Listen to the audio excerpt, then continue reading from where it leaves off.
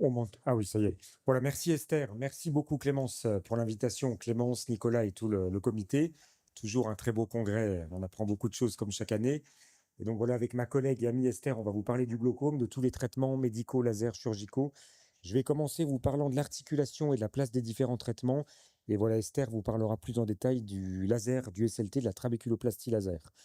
Alors pour ceux que le domaine intéresse, même si vous n'êtes pas spécialiste, je vous recommande les recommandations de la Société européenne du glaucome. Elles sont actualisées tous les 4 ans.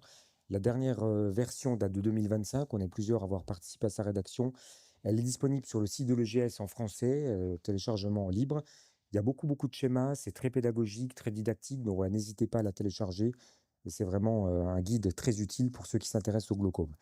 Alors je commence justement en vous parlant des algorithmes de prise en charge du glaucome et vous allez voir notre façon de prendre en charge, de traiter les patients glaucomateux, elle a nettement évolué ces dernières années, on va vous le redire. Et vous voyez, si on regarde les recommandations de l'EGS en 2009, c'est pourtant pas si ancien, on avait traitement médical toujours en traitement de première ligne, en cas d'évolution sous traitement médical maximal, chirurgie filtrante, et finalement on mettait de façon optionnelle, donc pas systématique, la trabéculoplastie laser. Donc vous voyez, c'était vraiment traitement médical toujours et chirurgie filtrante en dernier recours en cas d'évolution sous traitement médical maximal. Quand on regarde la version de 2014, 5 années après, on avait le traitement médical toujours en traitement de première ligne généralement, mais voyez, la trabéculoplastie avait déjà gagné, c'était devenu une deuxième étape avant la chirurgie. Donc voilà, on voyait déjà un gain d'intérêt ou un gain de place pour la trabéculoplastie laser. En 2020, le laser avait encore gagné, et vous voyez, on disait pour un glaucoma angulaire primitif ou une forme secondaire pigmentaire exfoliatif, traitement médical ou trabéculoplastie laser, vraiment à l'identique, l'un ou l'autre possible. Esther vous le redira parce que des grandes études ont montré que le SLT était efficace autant que le traitement médical, durable dans le temps et bien toléré. Et donc voilà, on voit effectivement le gain d'intérêt pour le SLT et la chirurgie en dernier recours, filtrante en cas d'évolution. Et on voyait quand même déjà en 2020 la place des mix, des chirurgies mini-invasives, je vais vous en parler. Et on disait déjà, mais on le mettait un peu de côté, qu'en alternative au traitement de première ligne ou en alternative au traitement de deuxième ou troisième ligne, on pouvait faire une chirurgie trabéculaire, une chirurgie mini-invasive, ce qu'on appelle les mix. Et vous voyez, la dernière version 2025 dont je vous parlais, toujours le SLT qui, vous voyez, maintenant est même mis à la place du traitement médical. Donc en première intention, c'est vraiment laser ou traitement médical, mais on met vraiment les deux sur un pied d'égalité au côte à côte. Et voilà, on dit que sur un glaucome modéré ou avancé, on peut faire une chirurgie, notamment une chirurgie mini-invasive, une chirurgie trabéculaire, un drain hydrus, un drain stent, un laser Helios. On peut le faire en traitement de première intention, en alternative au traitement médical. Donc le SLT a gagné, la chirurgie mini-invasive a beaucoup gagné en place pour le traitement du glaucome. Le traitement médical, dans la majorité des cas, reste quand même le traitement de première intention. On sait qu'en Europe ou en France, dans 70 à 80% des cas, on commence par un traitement médical quand on traite un patient glaucomateux. Dans la grande majorité des cas, on doit débuter par une monothérapie, une classe thérapeutique.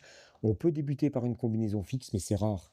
PIO très élevé à plus de 30, glaucome évolué, œil unique, glaucome pigmentaire exfoliatif, évolution très rapide. C'est pas la majorité des cas. Dans la grande majorité, quand on choisit un traitement médical, on débute par une monothérapie. La monothérapie, il y a deux classes qu'on peut utiliser, les prostaglandines, les bêta-bloquants. Les prostaglandines, une seule fois par jour, plus de baisse, enfin une baisse de PIO plus importante, moins d'effets secondaires, notamment systémiques. Et donc voilà, dans la grande majorité des cas, dans les pays occidentaux en France, quand on débute par un traitement médical, par une prostaglandine. Mais on peut débuter par un bêta-bloquant, hein, c'est autorisé, c'est possible. Il y a des patients qui ne veulent pas les effets secondaires cosmétiques des prostaglandines, on peut choisir un bêta-bloquant. Alors la raison également pour laquelle on choisit souvent une prostaglandine, c'est que parmi les 4 classes thérapeutiques qu'on a disponibles en traitement de première intention, en monothérapie, les prostaglandines sont plus efficaces. Vous voyez, prostaglandine, bêta-bloquant, alpha-2, IAC, 31 à 33% de baisse de PIO avec une prostaglandine, 27% avec le timolol et 17 à 23 ou 25% avec les alpha-2 et les IAC. Donc il y a bien une hiérarchie, les prostaglandines sont plus efficaces et c'est aussi la raison principale pour laquelle on les donne en traitement de première ligne. Et souvent, quand on donne une combinaison, on ajoute à une prostaglandine un bêta-bloquant. Donc voilà, c'est la hiérarchie d'efficacité qui nous fait choisir les collyres. Quand on traite, on suit les patients, typiquement 2 fois par an. S'il n'y a pas d'évolution, même traitement. S'il y a évolution, on renforce. Quand on a débuté par un traitement médical, s'il y a évolution, souvent on va vers une combinaison fixe, vers une bithérapie en traitement de deuxième intention. La plupart des combinaisons sont à base de bêta-bloquants. Un bêta-bloquant, on peut ajouter une prostaglandine. Il y a 3 combinaisons prostaglandine bêta-bloquant. On les donne une fois par jour le soir. la prostaglandine est plus efficace, on se calque sur le rythme de la prostaglandine. On peut ajouter un bêta-bloquant, un IAC, il y en a deux fois par jour, comme les ingrédients, le bêta-bloquant et l'IAC. On peut ajouter un alpha-2 agoniste, timolol, brimodidine, 2 fois par jour. Et on avait une combinaison sans bêta-bloquant, brinzolamide, brimonidine, qui n'a pas les effets secondaires des bêta-bloquants, mais qui souvent altère quand même beaucoup la surface oculaire, qu'on donne parfois, mais la tolérance est quand même souvent problématique ou difficile. Et vous savez, on a depuis un an et demi une nouvelle combinaison sans bêta-bloquant, prostaglandine, inhibiteur d'érokinase, latanoprosnate asurdil, 1 fois par jour le soir, comme les prostaglandines et comme les inhibiteurs d'érokinase. C'est un traitement de deuxième ligne, mais chez les patients à qui on ne peut pas donner de bêta-bloquant. Il est très efficace pour réduire la PIO, il y a parfois des hyperémies conjonctivales importantes. Donc voilà, théoriquement, c'est une combinaison fixe de deuxième ligne aux patients à qui on ne peut pas donner ou qui ne tolèrent pas les bêta-bloquants. Alors les alternatives, je vous en parle. Le laser, je passe très rapidement, ça sera l'objet de la communication suivante en détail. Traitement physique qui cible le trabéculum, qui augmente la perméabilité des pores du trabéculum, donc qui augmente l'évacuation de l'humeur aqueuse et qui a donc un mécanisme d'action différent et complémentaire des collyres. Traitement très facile à faire, ambulatoire, anesthésie topique, c'est pas douloureux, c'est rapide, les complications sont rarissimes, la cotation, on peut le dire, est intéressante. Donc voilà, c'est un traitement évidemment qui a des avantages. Et au-delà de la cotation, l'avantage c'est que c'est efficace. Et il y a des études, et là encore Esther va vous les présenter, notamment une étude qui s'appelle l'étude Light, qui a comparé en traitement de première intention le SLT et le traitement médical, et qui a montré que pour la réduction de la PIO, pour l'arrêt des collyres, pour l'évolution, pour le risque de chirurgie filtrante, le SLT était au moins aussi efficace que le traitement médical et même les prostaglandines.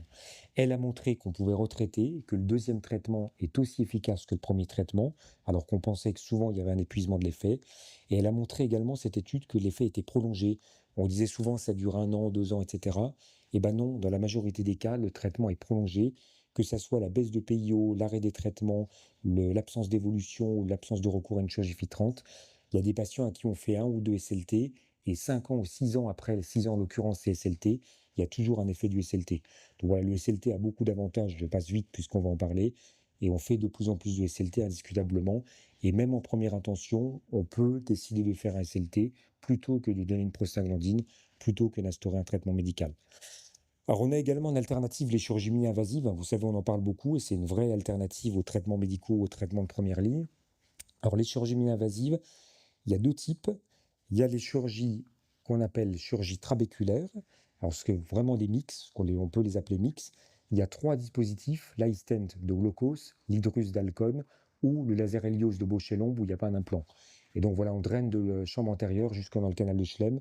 Il n'y a pas de bulle, il n'y a pas de mythomycine, il n'y a pas de gestion compliquée de la bulle. C'est vraiment des chirurgies qu'on peut dire peu invasives. Et voilà, on leur donne l'acronyme MIX, Minimal Invasive Glaucoma Surgery. Il y a des chirurgies à bulles moins invasives. On les appelle pas MIX, on les appelle MIPS, Minimal Invasive Bleb, donc avec bulle. Alors on dit moins invasive parce qu'il y a quand même une bulle, il y a quand même de la mythomycine, il y a des révisions, on peut avoir une endophthalmie, une infection de la bulle. C'est moins invasif, mais ça reste une chirurgie filtrante. Et voilà notamment le drain Preserflow qu'on pose par voie externe. Alors je vous montre quelques vidéos rapidement. Ça, c'est un dry stent, toujours combiné une chirurgie de la cataracte pour des raisons de cotation. Donc là, j'ai opéré la cataracte, on met du visqueux sur la cornée, on pose un gonioprisme pour voir l'angle. Et vous voyez, on plante un dry stent. En fin de chirurgie de la cataracte, il y a du sang dans le trabéculum, donc on a un reflux de sang qui témoigne du bon positionnement du dry stent. Et voilà, il y en a 2, on aura peut-être une version un jour à 3. Et donc, vous voyez, c'est facile, hein. Et le cours d'apprentissage, il y a un petit peu de sang, parfois un petit peu de sang le lendemain. La pose est facile. Là, je vais vous montrer un drain hydrus. Le drain hydrus, il est un petit peu plus volumineux. C'est Alcon qui le commercialise. Il est remboursé. Il est combiné une chirurgie de la cataracte également dans la majorité des cas. Vous avez vu la canule. J'ouvre un peu le trabéculum. La canule est un petit peu tranchante. Je vais prendre une canule de visqueux. Je vais mettre du visqueux dans le canal de Schlemm pour dilater le canal de Schlemm. Et vous verrez, il est relativement volumineux, il est plus long que l'iStent, il fait 1/4 de la circonférence angulaire, il est parfois un petit peu plus difficile à mettre. Donc voilà, je dilate bien le canal de Schlemm, et une fois que je l'ai dilaté, je vais reprendre le drain hydrus et je vais le positionner. La courbe d'apprentissage est un petit peu plus longue, une fois qu'on le maîtrise bien, il est quand même relativement facile à poser. Et vous allez voir par contre, il est nettement plus volumineux, c'est un alliage de nickel et de titane, ça s'appelle du nitinol, et voilà, c'est une espèce de petit grillage qui dilate le canal de Schlemm, qu'on laisse en place. Mais voilà, plus volumineux indiscutablement que l'iStent. Et le laser Helios, le troisième que je vous montre, il n'y a pas d'implant. Quand on met un implant dans le trabéculum, on se dit toujours qu'on est proche de l'endothélium, on a toujours un peu l'arrière-pensée se dire dans 5 ans, 10 ans, la densité cellulaire endothéliale. Et donc voilà, le laser Helios, c'est Bausch et Lomb qui le commercialise maintenant. On fait au laser excimer 10 petites perforations. Il n'y a pas d'implant, donc voilà, on laisse rien dans l'œil. Il y a une grande étude européenne comparative et il y a des centres français qui y participent, comparative à l'iStent. Et voilà, on espère qu'il est aussi efficace que l'iStent et qu'il sera remboursé et largement utilisé. Donc voilà, rapidement, c'est quasiment ma dernière diapo. Les mix, donc trabéculaires, on peut les proposer. Alors pour des patients qui ont des cataractes d'indication chirurgicale, on peut les proposer en alternative au traitement médical ou SLT ou pour réduire le traitement médical chez des patients qui ont une mauvaise tolérance. Les MIPS avec bulles, ça reste des chirurgies à bulles, il y a de la mitomycine, il faut revoir les patients, il faut être un chirurgien du glaucome. On peut les proposer quand on a des craintes de complications d'une trabéculectomie. Par contre, ce n'est pas un traitement de première ou deuxième ligne, ce n'est pas une alternative au traitement médical. Et vous voyez, si on regarde, c'est ma dernière diapo, les procédures, regardez l'évolution. Le traitement médical, il n'a pas diminué, mais il a relativement peu augmenté si on regarde de 2017 à 2024. Le SLT entre 2017 et 2024, il a beaucoup plus augmenté que les traitements médicaux. Donc on ne donne pas moins de collyre, mais effectivement, on fait quand même en proportion relative beaucoup plus souvent du SLT. Et regardez la cotation ou la chirurgie trabéculaire entre 2019 et 2023 sur une période plus courte, elle a vraiment explosé. Donc on ne donne pas moins de collyre, mais quand même souvent maintenant on fait du SLT en alternative. Et voilà, on fait beaucoup plus de chirurgie trabéculaire qui permet parfois de réduire le recours aux traitements médicaux. Je vous remercie et voilà, je pense qu'on groupera la discussion avec Esther. Merci. Et donc on va vous parler du laser SLT et je laisse mon amie Esther vous en parler en détail.